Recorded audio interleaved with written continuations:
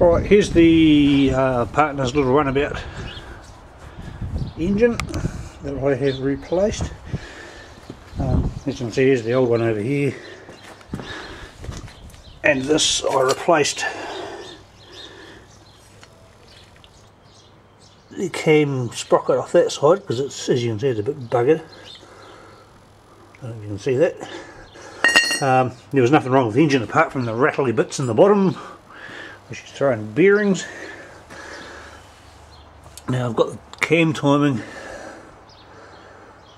on the right hand side there. I don't know if you can see that, the camera's a bit crap.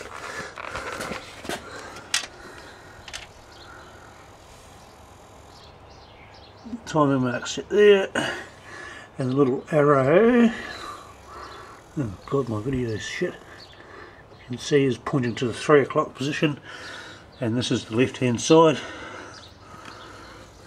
The only other thing I have done is replaced the intake off the old engine because all the injection on the other one was missing.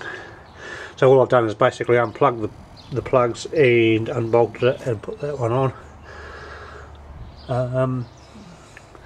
That's about it, so I'll start it and you can listen to what it sounds like.